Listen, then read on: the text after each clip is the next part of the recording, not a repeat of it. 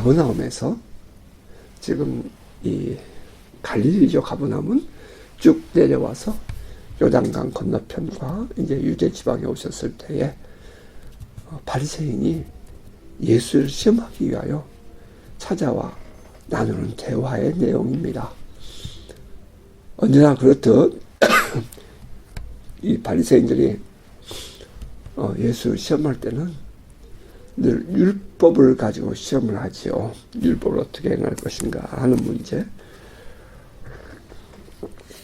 뿐만 아니라 그 사회가 생명처럼 여기는 토라 혹은 그 사회적인 문제 그 부분을 가지고 예수를 시험해요. 그러면 이제 예수님은 그들의 이 토라 혹은 율법을 재해석해 주면서 근본적인 하나님의 나라의 또는 하나님의 마음, 하나님의 사랑으로 그 율법을 해석해 주고 그들을 그렇게 이끌어가는 그런 모습들을 우리가 보게 됩니다. 바리새인이 예수께 나와서 예수를 시험하여 묻습니다. 사람이 아내를 버리는 것이 옳으니까. 나는 이 본문을 이렇게 읽고 묵상하다가 은근히 화가 나더라고요. 그러면 아내는 사람이 아닌가? 여기에 사람이 이거 영어로 뭐 he예요. 이 남자예요. 또 그리고 저 마태복음에도 같은 구절이 마태복음 19장에 있는데 거기다 보면은 사람이 그렇게 돼 있어요. 그러면 아내는 여자니까 남편과 여자를 구분해서 마치 남자가 여자를 버리는 것처럼 이렇게 표현되어 있단 말이죠. 나 은근히 화가 났어. 여기는 우리 지금 여기 마가복음에는 그냥 아내를 버리는 것이 옳으니까 그냥 버린다 그렇게 돼 있는데 마태복음 표현을 빌리면 어떤 연고로 어떤 이유로 그런 뜻이 그 안에 들어있어요. 그런 말이 어떤 이유로 내버리는 것이 그렇게 표현해서 abandon 내버리는 것이 좀 맞지 않죠. 그냥 어쨌든 간에 지금 이 바리새인이 그렇게 예수께 묻는다는 말이죠. 사람이 아내를 내버리는 것이 옳으니까. 그랬더니 예수께서 묻습니다. 모세는 너에게 어떻게 명하였느냐. 여기서 말하는 모세는 이라는 말은 모세 오경, 다시 말하면 유대인들은 토라라 하여 창세기부터 창세기, 출애굽기, 레위기, 민수기, 신명기까지 34장 12절까지 통으로 다 암송을 한단 말이죠. 지금 이 시대에도 유대인들은 주이시들은 이 토라를 14세까지 암송케 하는데 암송하는 사람의 하나여 성인식에 참석할 수 있도록 되어 있습니다. 그러므로 이 유대인들에게 있어서의 모세오경 토라는 그들의 생명과 같은 것이고 그 모든 유대인들에게 공통된 율법과 같은 거죠. 그러니까 공통된 법률이죠. 그 모세는 뭐라고 이렇게 말했느냐? 이렇게 말해요. 물론 예수님도 유대인이고 바리새인도 유대인이겠지만 그렇게 말했더니 이제 그들이 말하기를 이혼 증서를 써주어서 버리기를 허락하였습니다. 이렇게 말을 합니다. 이혼 증서를 써주어서 버리기를 허락하였습니다. 그 말을 들은 예수께서 너희 마음이 완악해서 그것을 준 거야. 이렇게 얘기합니다. 자, 그러면 모세는 어떻게 말했느냐 하는 그 부분을 우리가 이제 본문으로 돌아가서 볼 필요가 있죠. 신명기 24장 1절 이하 4절입니다. 사람이 아내를 맞이하여 데려온 후에 수치되는 일이 있음을 발견하고 그를 기뻐하지 아니하면 이혼 증서를 써서 그의 손에 주고 그를 자기 집에서 내보낼 것이요. 그 여자는 그 집에서 나가서 다른 사람의 아내가 되려니와 그의 둘째 남편도 그를 미워하여 이혼 증서를 써서 그의 손에 주고 그를 자기 집에서 내보냈거나 또는 그를 아내로 맞이한 둘째 남편이 죽었다 하자 그 여자는 이미 몸을 더럽혔은즉 그를 내보낸 첫 남편이 그를 다시 아내로 맞이하지 말지니 이는 여호와 앞에 가증한 것이라 너는 내 하나님 여호와께서 내게 기업으로 주시는 땅을 범죄하게 하지 말지니라. 예. 근데 이 본문을 이렇게 읽어보면 저는 밑줄을 쳤어요. 여자를 데려온 후에 수치되는 일이 발견되고 그를 기뻐하지 아니하거든 이라고 표현해요. 매우 감정적이죠. 둘째 남편이 그를 미워하여 라고 표현하죠. 그러니까 이 말은 지금 모세가 신명기에 기록을 했지만 하나님께서 왜 이렇게 기록하도록 허락을 했냐? 너희 남자들이 마음이 삐뚤어져서 그래. 완악해서 그래. 지금 그렇게 얘기를 하는 거예요. 그러니까 이제 이 바리새인들은 이 말을 인용해서 이혼 증서를 써주고 또 다른 여자를 마음에 품는다는 얘기죠. 그러니까 또 다른 여자를 마음에 품었을 때에 이혼 증서 써줘서 내보내고 또 다른 여자를 맞이한다는 거예요. 그러니까 어떠한 이유를 만들든지 내가 그를 기뻐하지 않는다. 이게 이제 소위 말하는 무슬림들이 그렇게 하잖아요. 그냥 인샬라 $2, $2 이렇게 하죠. 인시알라라는 말을 알라의 뜻으로 알라 신의 뜻으로 세 번만 딱 얘기하면 그냥 자기 부인들 내보내버리잖아요. 그러면 부인들 아무 말도 못하고 그냥 집에서 쫓겨나거든요. 그러니까 이제 남자들이 또 다른 생각을 가지고 있으면서 이렇게 이 아내들에게 내 기분이 나빠. 난 너하고 살기 싫어.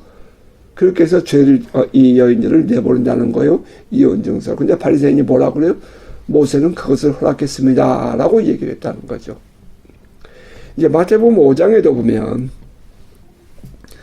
너희가 갈망하지 말라. 너희가 음욕을 품고 상대방을 이렇게 다른 여인들을 바라본다면 그것이 간음이야. 그러면서 예수께서 또 이 부분을 이 말씀을 인용을 해요. 이혼 증서를 써서 이혼하는 것에 대해서 주님께서 비평을 하죠. 그러니까 그들의 비뚤어진 마음을 책망하고 있다 이 말입니다.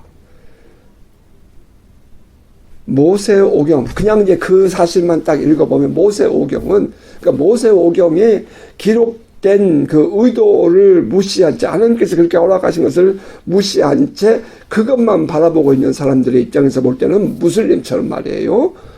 그냥 이혼증서 써주고 나가. 그러면 끝인 거예요. 그렇게 모세오경 이해될 수 있도록 기록됐다는 거예요. 그게 율법이고 토라였잖아요. 그런데 주님은 그것을 너희들이 완악하기 때문에 하나님이 그렇게 기록해 놓은 거야. 그런데 있잖아, 원래는 그거 아니야 라고 표현한다는 거예요. 사실 지금 예수께서 이 바리새인들에게 너희의 마음이 완악함으로 말미암아 이 명령을 기록하였다 라고 이혼 증서를 써서 허락해준 이 토라를 율법을 얘기하면서 너의 마음이 완악하다라고 한 것은 사실 지금 이 예수 앞에서 예수를 시험하고 있는 이 바리새인들의 이중적이고 이 완악함을 지금 사실은 지적하고 있는 거죠. 너희가 바로 그런 인간들 아니야? 너희가 그런 의도로 지금 행동하고 있잖아. 좀 그런 지적인 거죠. 자, 이제 그러면서 예수께서 뭐라 그래요? 6절입니다. 창조 때부터 사람을 남자와 여자로 지으셨으니 이 둘이 한 몸이 될지라. 이러한즉 이제 둘이 아니요 한 몸이니 그러므로 하나님이 짝지어 주신 것을 사람이 나누지 못할지니라 하시더라. 창조 때부터 사람을 남자와 여자로 지으셨다. 자, 이제 그 부분 저기 창세기 2장에서 가져와서 인용한 거지요. 창세기 2장 21절 이하는 이렇게 기록되어 있어요. 여호와 하나님이 아담을 깊이 잠들게 하시니 잠들매 그가 그 갈빗대 하나를 취하고 살로 대신 채우시고 여호와 하나님이 아담에게서 취하신 그 갈빗대로 여자를 만드시고 그를 아담에게로 이끌어 오시니 아담이 이르되 이는 내 뼈 중에 뼈요 살 중에 살이라 이것을 남자에게서 취하였으니 여자라 부르리라 하니라. 이러므로 남자가 부모를 떠나 그의 아내와 합하여 둘이 한 몸을 이룰지로다. 지금 이 모세율법에는 남자가 여자를 취했다 이렇게 표현하는데 지금 창세기 2장에서는 남자가 부모를 떠나 여자와 한 몸이 되라 이렇게 표현했어요. 이것도 여러분 그냥 지나가면 안 되죠. 지금 이 바리새인들 혹은 완악한 자들의 중심이 되면 여자를 데려와서 그죠? 이렇게 하다가 여자가 마음에 안 들면 이유를 따라서 이혼 증서를 써주어서 이혼해라, 쫓아내라 그렇게 돼 있는데 그게 아니라는 거죠. 원래 하나님께서 남자와 여자를 만드신 이후에 하신 말씀은 남자들에게 남자가 부모를 떠나 그의 아내와 합하여 둘이 한 몸을 이룰지로다 이렇게 표현했다는 거예요. 그러니까 중심이 다르죠. 폴이 달라요. 자, anyway 결혼한 부부는 이미 한 몸인 거죠. 이것은 하나님께서 사람을 만드실 때부터 그렇게 하셨습니다. 기분이 좋으면 한 몸이고 기분이 나쁘면 딴 몸이고 뭔가 허물이 있으면 그래서 내 마음에 안 들면 딴 몸이고 뭔가 좀 내 마음이 좀 그러면 한 몸이고 그런 것이 아니라는 거예요. 부부는 기본적으로 한 몸에서 시작합니다. 부부의 관계는 최초의 사회 단위이고 또 하나님께서 만드신 최초의 공동체 기본 단위이죠. 이 말씀 속에도 우리가 생각하게 되는 것은 평등함이죠. 부부가 여자는 남자의 갈빗대로 만들었어. 그러면 남자가 여자보다 우월해. 그리고 우선순위도 남자 먼저 만들었지. 그래서 남자가 우선해. 그런 뜻이 아니라는 거죠. 뼈 중에 뼈요 살 중에 살이라 이 말은 엄밀하게 말하면 부부는 남자와 여자는 서로가 존중하고 서로가 인정해주는 관계란 말이지 그것이 우선순위를 말하고자 하는 하나님의 뜻은 아니라는 것입니다. 주님은 이 부분을 말씀하셔요. 이제 그러면서 그 둘이 한 몸이 될지니라 이러한즉 이제 둘이 아니요 한 몸이니. 오늘날 이 사회 가정 문제는 그 한 몸임을 거부하는 데서부터 시작됩니다. 우리가 하나님 앞에서 성원선을 할 때 이 말씀 인용하잖아요. 하나님께서 짝지었으니 사람이 나누지 못하리라. 아멘 하죠. 우리가 다시 생각해야 할 것은 남자에게서 여자를 만들었다는 것이 우애지나 순위를 말하는 것이 아니라 평등을 말하는 것인데요. 남녀가 평등하다는 말은 서로의 소중함을 인정하고 서로를 존중해 줘야 한다 그런 말인 것입니다. 서로가 서로의 가치를 인정하고 또 존중해 주는 관계 이것이 바로 부부입니다. 에베소서에서 사도 바울이 성령 충만을 받으라 에베소 5장 18절에 하고 그 이어서 나오는 바로 그 성령 충만한 자들이 이 사회 속에서 살아갈 때에 첫 번째 단위가 부부죠. 그러므로 아내들이요 라고 말해요. 남편들아 이렇게 말하죠. 그러면서 이 성령 충만한 사람이 있어서의 그 부부관계 어떻게 이루어져야 되냐? 그 이제 5장 맨 마지막 절에 가면 33절에 너희도 각각 자기의 아내 사랑하기를 자신같이 하고 아내도 자기 남편을 존경하라 이렇게 얘기를 합니다. 그러니까 부부관계라는 것은 그리스도와 교회, 교회와 그리스도와 같은 그런 관계다. 예수 그리스도께서 교회를 사랑하신 것처럼 남편은 아내를 사랑하고, 교회가 예수 그리스도를 믿고 따르고 존경하고 순종하는 것처럼 아내는 남편에게 그렇게 해라. 그런 말씀인 것입니다. 자, 그리고 이제 예수께서 하신 말씀이, 그러므로 하나님이 짝지어 주신 것을 사람이 나누지 못할지니라, 이렇게 말씀합니다. 사람이 나눈다 이 말은 이혼이죠. 결혼은 우리가 보면, 다시 보면 결혼은 그러므로 하나님이 짝지어 주신 것을 이라고 했어요. 결혼은 하나님의 일입니다. 가정을 이루는 결혼은 하나님의 일이에요. 그런데 그것을 사람이 나누지 못할지니라, 이 말은 이것은 사람의 일인 것입니다. 이 하나님이 짝지어 주셨다, 이것은 하나님의 주권을 말씀하는 것인데요. 우리는 그 하나님의 주권적인 역사를 인정하잖아요. 하나님은 우리들의 모든 삶에 영향력을 행사하시고 때로는 우리들의 실수까지도 합력의 선을 이루시는 분이 아니겠어요? 결국은 하나님의 뜻을 이룬다, 이 말입니다. 우리의 삶에서 하나님의 섭리는 반드시 인정돼야 하고 받아들여져야 합니다. 이것이 신앙이에요.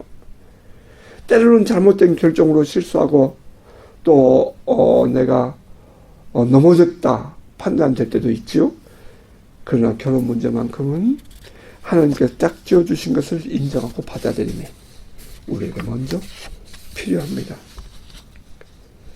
자, 우리는 여기서 이제 생각하게 되는 것은, 자, 사람이 나누는 일, 그 이혼에 대한 그런 이혼이 가져오는 결과 혹은 이혼이 가져오는 병폐, 뭐 그런 부분 잠깐 몇 마디 함께 생각해 볼게요. 이혼은 짝지어 주신 하나님의 뜻을 무시하는 것이고, 한 걸음 더 나아가면 그 하나님의 뜻을 거부하는 것입니다. 하나님의 뜻을 거스르는 것은 죄죠. 하나님 앞에서 볼 때 그 이혼을 부추기는 그런 행동, 그것은 죄를 조장하는 행위와 같습니다. 그러므로 성경은 우리에게 이것은 사람이 나누지 못한다 라고 표현했다는 거예요. 하나님께서 나누기 이전에는. 또 이제 두 번째, 이 이혼이 가져오는 이 결과 혹은 병폐는, 이혼은 또 다른 가족들에게 이혼을 대물림할 수 있는 결과를 가져올 수 있다는 거예요. 부모가 이혼을 하면 그 자식들이 그 이혼에 대해서 죄의식을 갖지 않게 됩니다.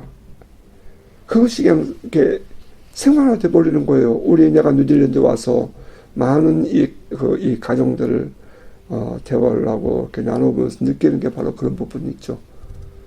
리스폰시빌리티 없어요. 책임감이 없어요. 그래서 자기들이 그냥 화나고 다투면 그냥 세퍼레이트 해버리고 결국은 또 디보스 해버리는 그런 모습들을 보면서, 문제는 뭐냐면 그렇게 함으로 말미암아 죄의식이 없어지고 아이들이 그러면서 그 아이들이 언젠가 자기들이 그와 같은 문제를 만났을 때에 그렇게 쉽게 판단할 가능성이 많다는 거예요. 여러분들이 이 부분을 잘 생각하면서 아이들을 양육해야 돼요. 우리가 힘들고 어려운 과정들을 이겨내는 법을, 이겨내고 힘들고 어려운 것을 아이들이 보고, 아, 엄마가 이렇게 이겨냈고 아빠가 이렇게 이겨냈더라는 사실이 이 아이들에게 어쩌면 이 안에서 배양되고 양육되어져서 그들이 어려운 일을 만났을 때 그렇게 판단할 수 있는, 그렇게 기준을 좀 달리 할 수 있는, 세상과 달리 그런 것을 보여줄 수 있는 것이 부모의 세계일 텐데, 부모가 쉽게 그렇게 헤어져 버리면 아이들이 그 부분에 있어서 다음 세대, 다음에 가서 어려운, 쉽게 그런 실수를 할 가능성이 더 많아진다는 겁니다. 이것은 죄에 대한 이 접근성의 문제와 동의할 터인데요. 이제 예를 들면 아버지가 술, 담배를 무척 좋아해. 그러면 자식들도 그걸 배우게 된다는 거예요. 죄의식 없이. 이제 그런 부분에 있어서 우리가 부모로서의, 부모 세대로서의 책임감을 가져야 한다는 것입니다. 처음에 부모가 이혼하면 자녀들은 이혼에 대해서 분노합니다. 그들이 이건 분노하는 것은 당연한 거예요. 분노해요. 그러다가 이제 그 아이들이 살다가 어려운 일을 만나면 근데 결국은 또 부모의 그 마음과 생활을 답습한다는 거죠. 이것이 통계적이에요. 그래요. 통계가. 그러면 예수 그리스도 안에서 거듭난 부모 세대가 건강한 부모의 모습을 보여주므로 그 자식들에게 부부 관계에서 어려운 일을 만났을 때 헤쳐나갈 수 있는 그런 지혜를 물려줄 수 있어야 할 것입니다. 이건 가정생활뿐만, 그래서 가정이 중요하고, 그래서 우리가 이 가정을 반드시 따지는 거죠. 자, 이제 세 번째, 이혼이 가져다 주는 결과 혹은 병폐. 부모의 이혼이 자식들에게 지워질 그 무거운 짐을 생각해 보아야 한다는 것입니다.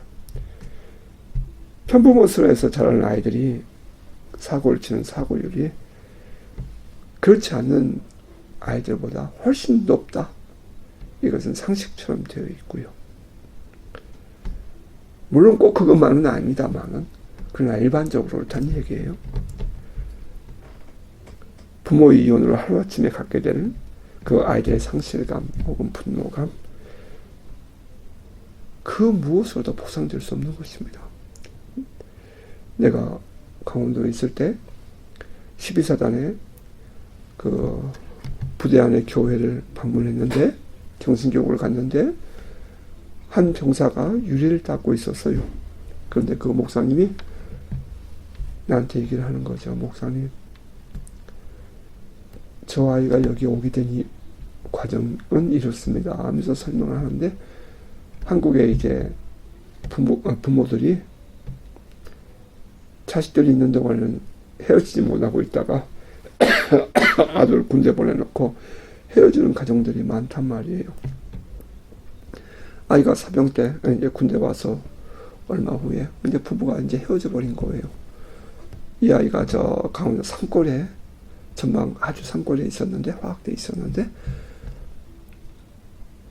엄마 아빠가 헤어졌다는 얘기를 듣고 아이가 완전히 그냥 거의 정신을 잃을 지경이었어요. 그러니까 전방에서는 수류탄 그냥 주잖아요. 총알 그냥 주잖아요. 총기 사고가 많거든요.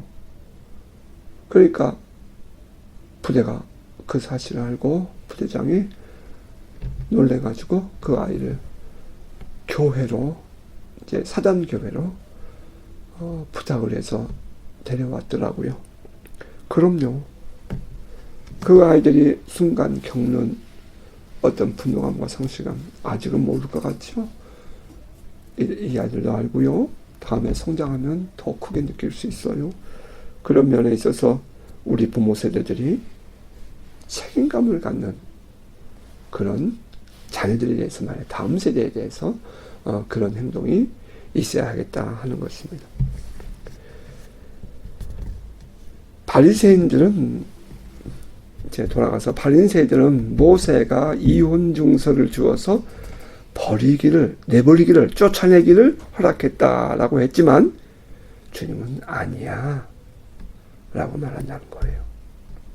하나님이 짝지어 주신 것을 사람이 나누면 안 돼. 결혼은 하나님의 일이라면 이혼은 사람의 일인 것입니다. 여러분 잘 기억하시기 바랍니다. 자, 이제 그렇게 해서 이제 그들과 대화를 마치고 집에 들어왔어요. 그랬더니 제자들이 물어요. 집에서 제자들이 다시 이 일을 물으니 이르실 때 누구든지 그 아내를 버리고 다른 데에 장가드는 자는 본처에게 간음을 행하며. 자, 이 말은 무슨 말이냐면 이 남자가 말이에요. 다른 여자를 딱 가슴에 품고 본처를 내보냈다 이 말이에요. 그러니까 그러면 이것은 본처에게 간음한 행동이다. 여자도 마찬가지란다. 이렇게 얘기를 합니다. 다시 말해 남편이 아내에게 흠을 잡아서 이혼 증서를 주어서 내쫓는 이유는 남편이 다른 여자를 마음에 두고 그 아내를 내쫓기 위해 이 모세 율법을 사용한다는 거예요. 주님은 흠을 잡아서 내쫓는 남편들의 악함을 지적한 거죠. 또 아내도 마찬가지고요. 사람들은 이 부부를 결혼 혹은 부부를 사랑의 결과, 사랑의 열매라 표현해요. 자, 이렇게 말할 때에 강조되어야 할 사랑은 받는 사랑이 아니라 주는 사랑이어야 한다는 것입니다. 신앙인에게 요구되는 것은 주는 사랑 아니겠어요? 십자가에서 나를 위해서 죽어주신 그 예수 그리스도의 사랑을 체험한 사람, 그 하나님의 은혜를 아는 사람이라면 그는 사랑할 수 있는 능력을 가졌다 라고 말할 수가 있습니다. 늘 그렇게 굶주린 사람이 아니라 그리스도의 은혜를 체험하고 나면 이제는 저 사람이 불쌍해 보이고 저 사람이 지옥 갈 거 생각하면 안타깝고 저 죄악에 묶여서 방황하고 있는 저런 모습 보면 기가 막히죠. 그런 마음을 갖게 된다는 거예요. 부부가 서로에게서 받는 사랑만을 요구한다면 절대로 그런 사랑은 이루어질 수 없습니다. 부부는 서로 주는 사랑을 해야 합니다. 서로를 보호해주고 서로의 부족함을 보완해 주어야 해요. 우리 뉴질랜드의 이 사람들 가만히 내가 옆에서 이렇게 주변을 이렇게 보면서 느끼는 것 중에 하나는 참 너무 자기중심적이다.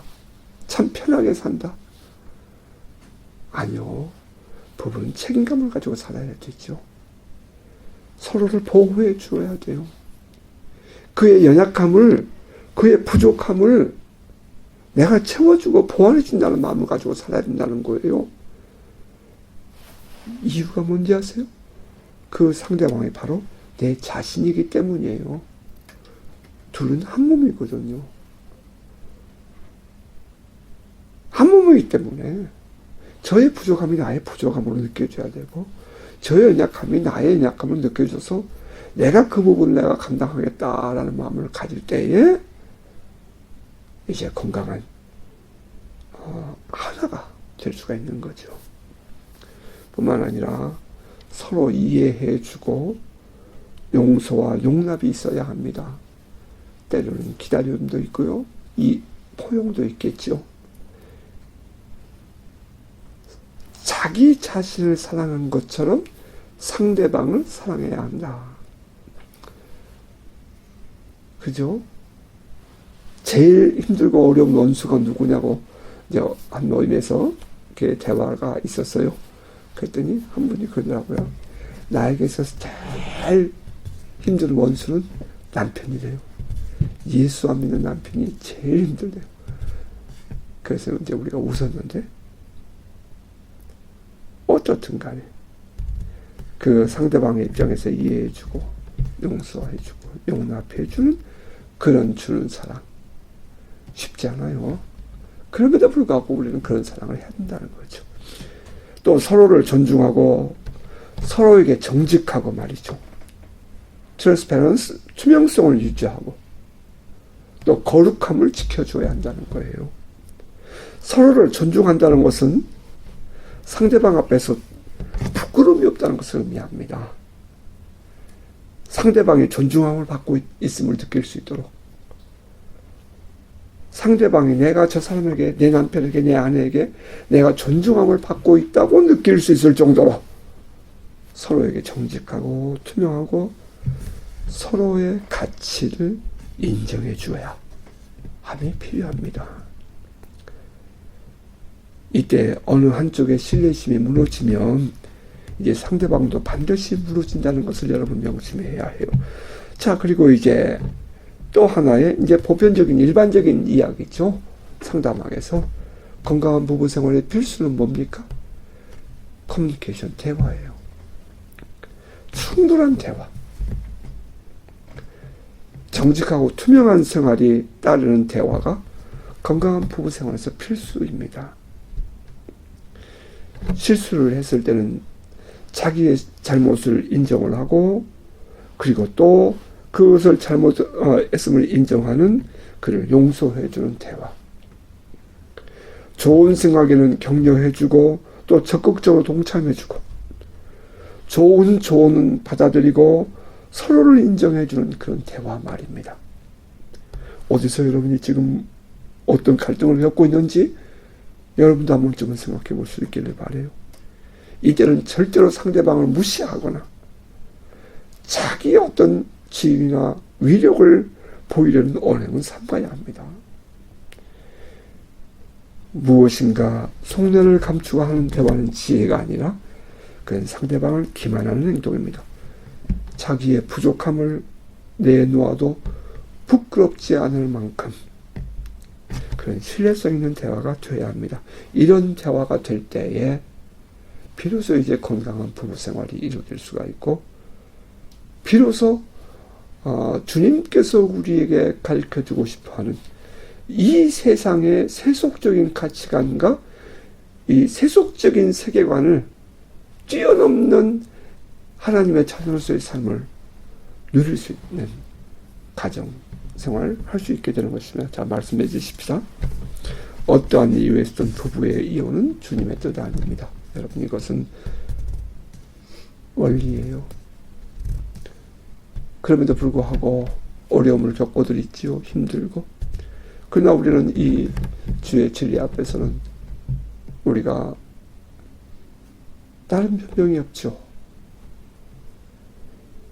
그리스도께서 우리의 허물을 위해 십자가에서 죽으시고 우리를 의롭다 하심을 받게 하신 것처럼 상호간의 부족함을 내가 대신 지고 끝까지 감당해야 한다는 것이 결혼, 부부관계 속에 들어있는 하나님의 뜻이랍니다.